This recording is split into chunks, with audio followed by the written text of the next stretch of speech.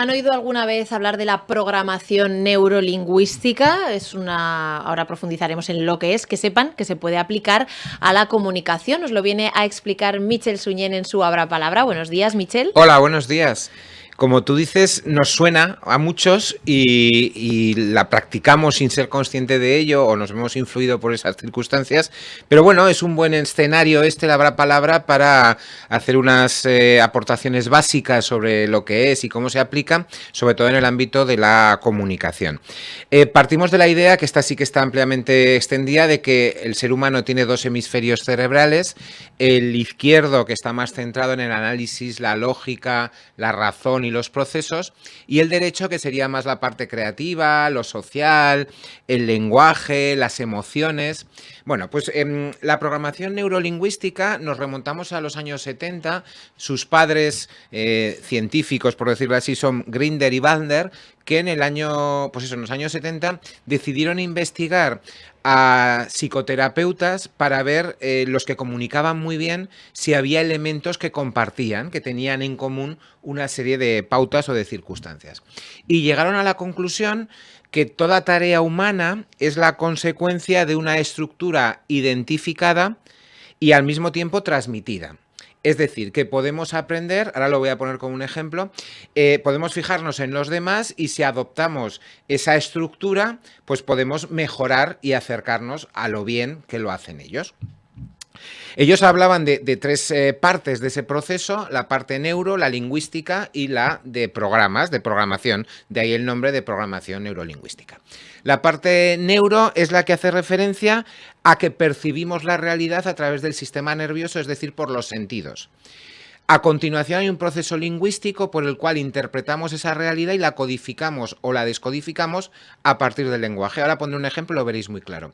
Y en tercer lugar, una vez procesada esa información, se activa un programa preestablecido que nos lleva a reaccionar de un modo determinado. Ejemplo, semáforo en rojo. Inmediatamente lo primero es percibir a través de los sentidos, de la vista, que hay una luz roja y que eso es un semáforo. Y eso inmediatamente, de forma más o menos rápida, implica un concepto lingüístico, es decir, semáforo rojo, stop. Tenemos que parar.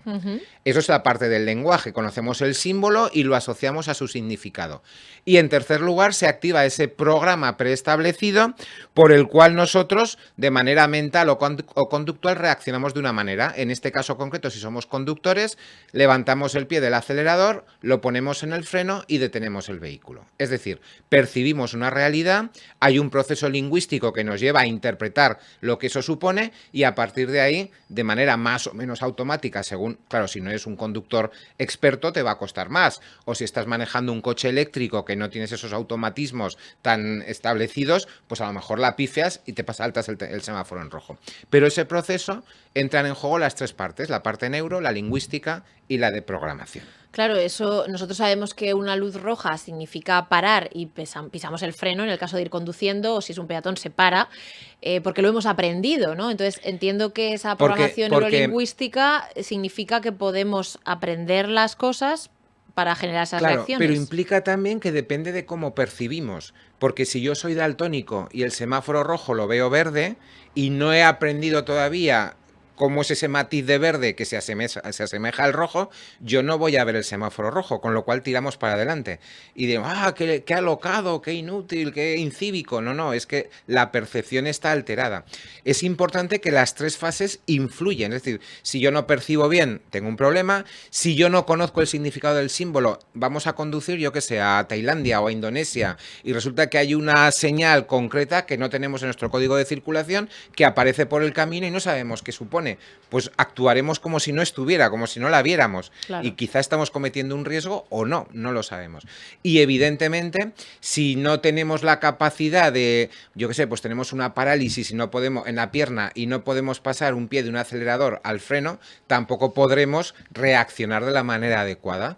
O lo que os decía del que conduce un coche eléctrico por primera vez. Pues hombre, es que se equivoca y como estamos acostumbrados a cambiar de un pedal a otro, pues no pisamos ningún pedal y el coche se nos va para adelante. perfectamente. ¿Y qué relación tiene la programación neurolingüística con la comunicación? Bueno, no hay que olvidar que sus padres, Butler y Grindler, se apoyan, el punto de partida de estudio es la comunicación, cómo comunican esos psicoterapeutas especiales o excepcionales para ellos en los que se fijaron. Entonces llegan a la conclusión, lo he dicho antes, de que podemos inspirarnos y copiar a los mejores, ver cómo actúan y qué programaciones aplican en función de estímulos o de reacciones concretas para ser mejores comunicadores. Y esto lo podemos hacer y lo debemos hacer tanto en el plano intrapersonal, nuestro diálogo interior, nuestros monólogos interiores, como en el plano intrapersonal con los demás, cuando nos comunicamos a los demás. Es interesante en el monólogo interior que a veces ante determinados estímulos, según cómo somos o cómo hemos aprendido a reaccionar, todo lo vemos mal. Lo negativizamos, nos ponemos tristes, nos desesperamos, pensamos que no somos capaces de nada, entramos en bucle y efectivamente no somos capaces de nada, porque ese mundo interior que no hemos aprendido de otros que lo hacen de manera positiva, es de donde tenemos que inspirarnos, nos impide ser más productivos o ser más eficaces en la comunicación, en las relaciones humanas o en cualquier otro ámbito. Es decir, somos y comunicamos ¿en función de qué? En función de 3 elementos relacionados con lo que acabamos de ver del semáforo. En primer lugar, cómo percibimos el mundo. En segundo lugar, cómo procesamos la información que estamos percibiendo. Y en tercer lugar, qué hacemos con esa información, es decir, cómo la compartimos y la narramos a los demás. Entonces nos podemos fijar en los buenos, en los excelentes, en las 3 cosas, en cómo perciben el mundo. Oye, pues es que está trabajando mucho la empatía y eso le permite escuchar no solamente con los oídos, que os digo siempre, sino también con los ojos y con el corazón. Pues voy a trabajar yo la empatía, porque igual mi problema es que no comunico bien, no porque no domino el tema, sino porque no se lo sé presentar al público de la manera que él lo precisa. O voy a trabajar, pues eso, el manejo léxico, el lenguaje, la forma de comunicar, la recreación, el sistema de exposición que yo siempre os recomiendo, porque es lo que utilizan los buenos comunicadores, los expertos, ¿no? Va por ahí. Hay una idea que a mí me gusta mucho de programación neurolingüística, porque la podemos llevar aquí en el bolsillo y aplicarla en muchos casos, y es que el mapa no es el territorio. Pero el mapa es importante, pero no es la realidad. Es decir, percibimos el mundo y manejamos nuestro mapa. Es como cuando vamos en el Google Maps. Por aquí me marca un camino que se va de maravilla al punto donde yo llego. Y luego resulta que el camino hay unas escaleras. Y algunos se precipitan porque piensan que el mapa es el territorio. Como lo pone en Google Maps, yo tiro y me quedo cayéndome por unas escaleras con mi coche, ¿no? En realidad, el mapa es la representación que hacemos del territorio, que está afectada por esa programación neurolingüística, por cómo percibimos la realidad, cómo la plasmamos y que puede tener sus carencias. ¿Nos hace falta? Claro que sí, porque si tú vas a un lugar determinado y no sabes el mapa, no sabes cómo ir, vas a tener difícil llegar. Pero tampoco tenemos que actuar siempre como si el mapa fuera ni lo único ni lo más importante. Lo importante es el territorio. Y en este sentido tenemos que entender, por tanto, que las creencias personales nos limitan. Todos llevamos puestas unas gafas de ver más o menos graduadas, mejor o peor, con unos colores que distorsionan. A veces nos permiten ver la realidad, pero otras nos distorsionan la realidad. Pues los propios prejuicios o esa inseguridad que te decía antes, oye, pues yo es que me siento que no soy capaz de nada porque estoy en un momento bajo. Esas gafas de negatividad te hacen entender algo que es una oportunidad. Y por un lado es una exigencia, pero también podría ser algo positivo, pues como tú llevas las gafas puestas de verlo todo negro, lo ves muy oscuro y muy difícil. Claro. Además hay que tener en cuenta que percibimos las cosas de diferentes maneras, ¿no? Claro, todos somos diferentes. Y por eso en programación neurolingüística se han establecido 3 categorías de personas que perciben de una manera distinta. Todos son distintos, pero más o menos compartimentable. Y ellos hablan de las personas visuales, las personas auditivas y las kinestésicas. Las personas visuales son aquellas que recuerdan sobre todo lo que ven. Son, como su nombre indica, muy visuales. La imagen es clave para ellos y esto implica que sean ordenadas, que tiendan a hablar muy deprisa. ¿Por qué? Porque el nervio óptico, estamos hablando de las neuronas, de cuando llega al cerebro, está más cerca del cerebro la vista que los oídos, por ejemplo, que las manos del tacto. Con lo cual son muy rápidas, son más intuitivas. Al hablar utilizan expresiones como te veo bien, mira lo que estás diciendo, a simple vista. esto se ve claramente. Entonces, suelen ser personas que recuerdan más las caras, los rostros, que los nombres. Y para los que no son visuales, pues suele ser difícil entenderlo. Hablan muy rápido, te dicen muchas cosas a la vez, son muy de impactos, no argumentan tan claramente y cuesta seguirlo. Todo lo contrario somos los auditivos, personas que tendemos una querencia especial a cuidar mucho lo que decimos, a las palabras, somos más tranquilos, nuestra idea es no destacar, pasar más desapercibidos, nos encanta leer y escuchar, usamos expresiones como oye, esto es inaudito, hago oídos sordos, referido todo al universo auditivo, y recuerdan más las palabras y los nombres que los lugares, que los objetos, que las caras incluso, ¿no? Son mucho más pausadas, insisto, los oídos están más lejos del cerebro que los ojos, con lo cual necesitamos un poquito más de tiempo, estamos hablando de nanosegundos, pero esa diferencia cuando tú pones a hablar un visual con un auditivo, o acaban sintonizando o el uno está hablando de una cosa y el otro se ha quedado todavía en el primer capítulo, ¿no? En esa palabra concreta que ha utilizado el otro que no sabe muy bien qué significa. Y detestan los ruidos y al mismo tiempo prefieren la información por escrito. ¿Por qué? Porque esa información verbal que la tienen en su poder la pueden ver, repasar, analizar con más pausa, con más detalle. Y luego están los kinestésicos, en los cuales predominan los otros sentidos, el sentido del gusto, el sentido del olfato y el sentido del tacto. Entonces son personas normalmente muy relajadas, muy sensibles, que quieren sentirse cómodas y hacer sentir bien a los demás. Les encantan los deportes, la comida, los gustos, los aromas. Son muy tocones, en el buen sentido de la palabra, pues enseguida te dan un abrazo, te cogen del brazo o te dan la mano. Y sí que son un poquito más lentos, se mueven más despacio en el ámbito de la interpretación y de la comunicación, por lo dicho, porque todavía las manos o la boca están más lejos que los ojos, ¿no? Y al hablar se les nota por expresiones como esto me huele muy mal, o esto es una tortura, o estamos teniendo una discusión acalorada, es decir, sensaciones ajenas a la vista y al oído. Ponen el foco, como ya os he dicho, en el bienestar tanto propio como ajeno y les encantan aquellas actividades sensoriales, incluso multisensoriales, donde no hay solamente estímulos visuales o auditivos, sino que tú puedes, pues yo qué sé, pues un evento donde se perciben aromas, donde luego hay un catering, donde ves algo y al mismo tiempo puedes experimentar y tocar a tu alrededor el universo.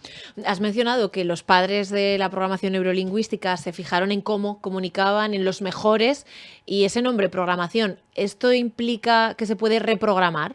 Claro, porque podemos aprender de los mejores con ciertas reticencias, porque si yo soy visual, yo siempre voy a tener esa tendencia a ser visual. ¿Qué puedo intentar y debo aprender cómo perciben y cómo se desenvuelven los auditivos o los kinestésicos? Y a base de mucha práctica estoy, como tú decías, reprogramando esas conexiones a las respuestas neuronales que yo recibo, estoy cambiando también mi forma de interpretar el mundo y me estoy llevando hacia otro terreno. Siempre tendré esa tendencia inicial que es la propia, pero yo puedo desenvolverme y por lo menos adaptarme a la realidad ajena, a aquellos interlocutores con los cuales yo me muevo o incluso a nivel interior, oye, pues no centrarme solo en esto que lo he visto, sino a ver qué hay detrás, voy a relajarme un poco más, no voy a tomar la decisión tan rápido, voy a analizar las palabras, voy a ver otras experiencias sensoriales para cumplimentar mi percepción, ¿no?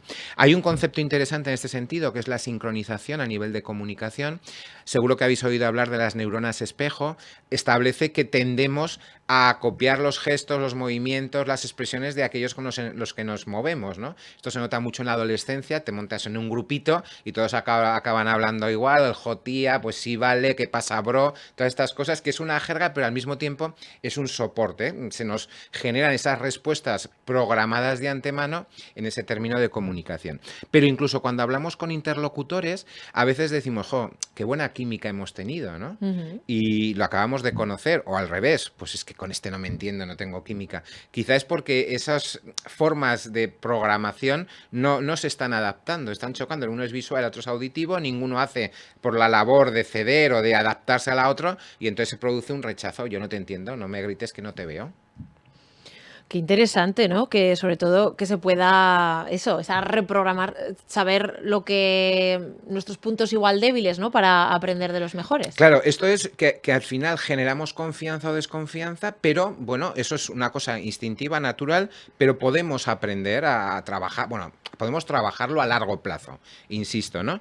Hay una predisposición natural y luego si identificamos, adaptamos y trabajamos tanto lo propio como lo ajeno, podemos ir ajustándonos, no es algo inmediato, pero como tampoco es inmediato conducir el coche, que os decía antes, pues nos cuesta unas clases prácticas y algún que otro accidente o algún susto hasta que ya dominamos el coche. Y entonces cuando lo hacemos, el peligro ya es que vamos de sobrados y nos parece que ya podemos conducir como Fittipaldi. Y entonces cuando tenemos otro accidente, ¿no? Pues aquí sería algo parecido, salvando las distancias, poquito a poco podemos ir mejorando sin prisa pero sin pausa, siempre, pues al final esto va a ese concepto de la empatía que tantas veces he dicho. Oye, estamos cambiando o mejorando para ofrecer una versión optimizada nuestra, adaptada a lo que los demás no necesitan. Si todos lo hiciéramos, esto sería maravilloso, nos entenderíamos de maravilla. Claro, bueno, muy interesante. Michel Suñé, esos principios de programación neurolingüística para la comunicación. Muchas gracias por haber estado con nosotros. Hasta la próxima, nos vemos pronto.